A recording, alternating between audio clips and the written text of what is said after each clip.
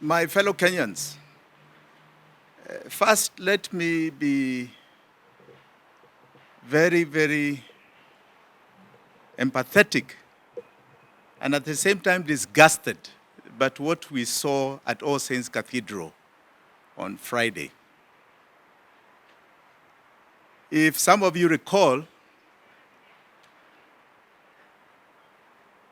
some of you recall, 34 years ago, a similar incident happened at All Saints Cathedral, where the police with goons raided our mothers and grandmothers who had gone to protest at Freedom Corner because of their sons who were political prisoners. And All Saints Cathedral became the refuge of an onslaught by police and goons. That sanctuary, the church, was raided by the then Moi regime of people who are simply advocating for the political rights of our people, and especially their sons. That was a failed regime displaying itself. So 34 years later, people who have innocently gone to debate our economic rights, a budget, are raided by the same goons, protected by a failed regime. And I want to tell you, it tells you that these are the end times of the regime of William Ruto. They are showing their signs more and more every single day. So we want to say we are with you, All Saints Cathedral, and we commensurate with you during this time. We know those culprits will not be brought to book. We know the impunity that is going on, but God sees all. So let us have faith. The second thing I want to talk about is the finance bill. I want to call on a total rejection of the finance bill. The finance bill is hoping to levy taxes of another 120 billion shillings from us. We cannot afford it. This is money that is not going to help us. The budget is not a people's budget. It is a budget premised on sustaining illegal borrowing and a government continuing its impunity on us. I urge Kenyans, I urge Parliament to completely reject this finance bill. Kenyans can no longer sustain the burden of more taxation. And whether you tell us it is not direct tax to us, we know at the end of the day, we are going to bear the burden of that tax that you put on anybody that manufactures, anybody that imports. That cost comes to us. So don't try and fool us. Don't try and fool us.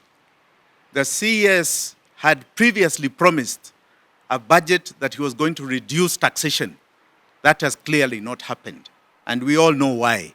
We are alive to the incompetence and the lies of this regime. The third point I would like to make is that I was very happy to see my good friend Aden Duale on the Thursday last week when the budget statement was read, acknowledge a very important aspect of our finances. Aden Duale, who, as you well know, is an insider in this regime, is a CS in this regime, and previously Aaron Cheriot, accepted a very major thing. He said that there has been illegal borrowing, and he attributed it to the Uhuru regime period. Thank you, Aden Duale. You have finally accepted the assertion we've been making about Odious debt. Now, if that is the case, why does this regime pay for illegalities? The only reason you are paying for those illegal debts that you are claiming exist, and make note, these illegal debts have been even mentioned by the Auditor General, by the Controller of Budget. The only reason this government of yours is still paying those illegal debts is because you must be accomplices. You are together in that illegality, and if not, prove to us that you're not by stopping to pay those illegal debts you are claiming were done by Uhuru Kenyatta. Cut them off today, Bwana Duale. Cut them off, Bwana Badi. Cut them off, William Ruto. Cut them from this budget instead of coming to charge us more taxation through the finance bill. Kindly cut them off to prove to us that you are not part and party to those illegal debts that you claim were taken during Uhuru Kenyatta's period. There's something else Adan Duale said. He said that this regime of theirs, under William Ruto, is not taking illegal debt. And this comes to my fourth point. If you look at what is called the budget revenue estimates, which we are going to circulate copies, those copies are going to tell you that in those budget estimates, according to Article 220 of the Constitution, they constitute the revenue estimates, the taxes the budget is going to collect, the grants and the loans that they wish Parliament to pass in this coming financial year.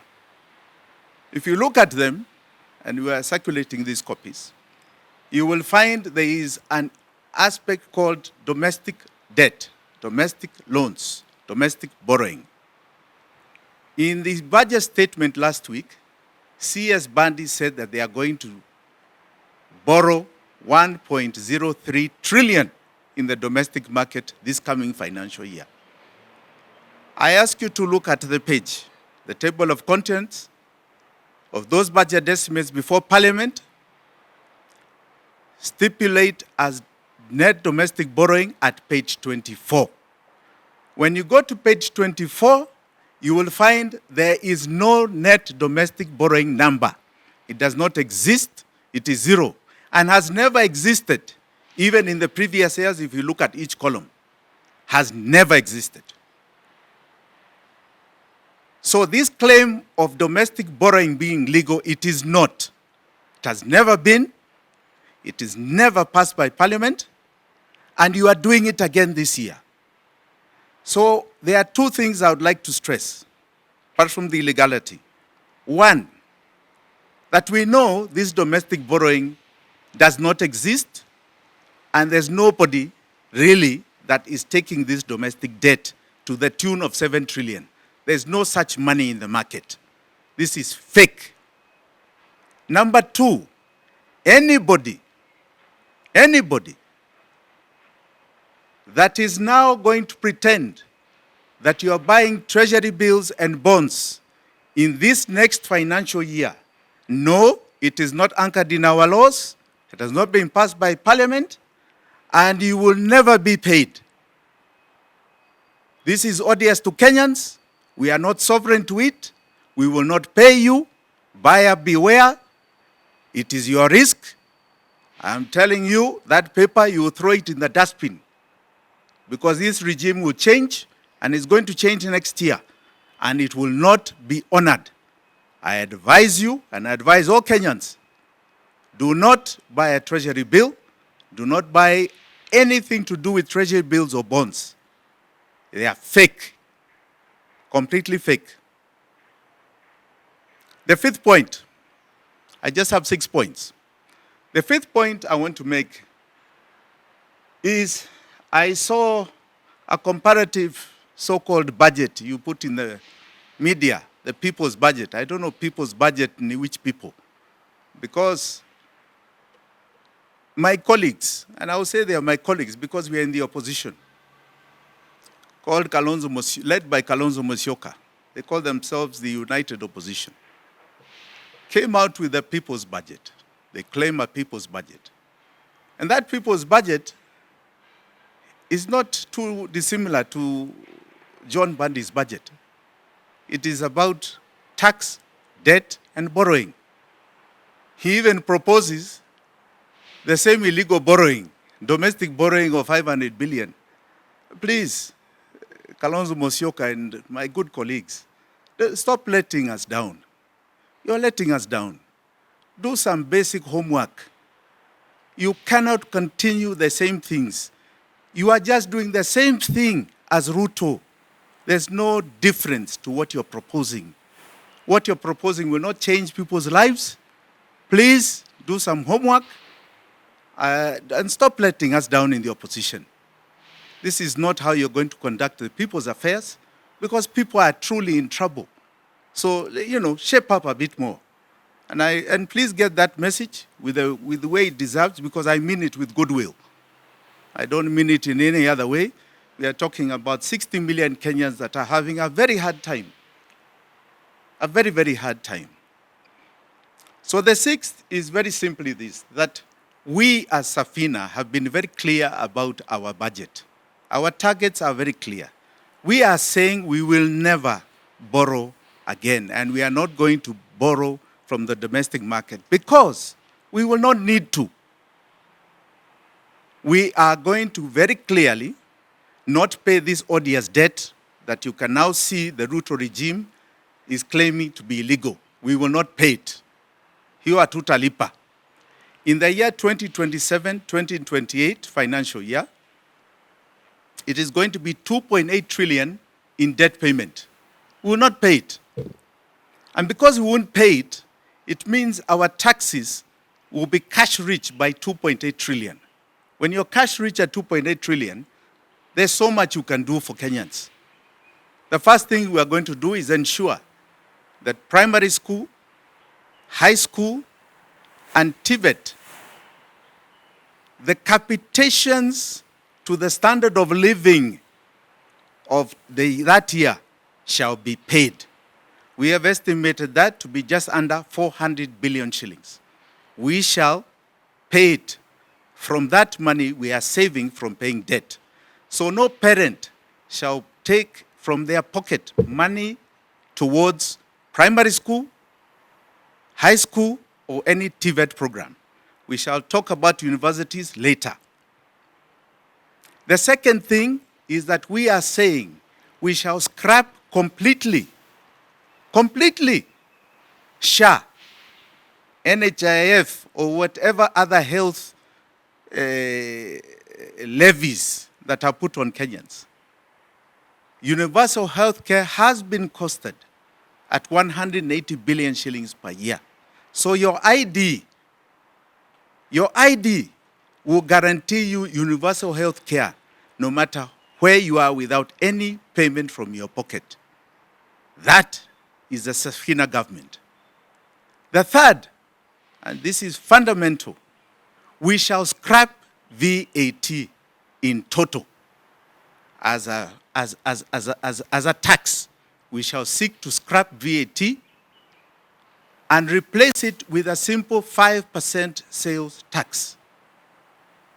That will become a benefit to Kenyans in their pockets of roughly 300 billion shillings back into the pocket.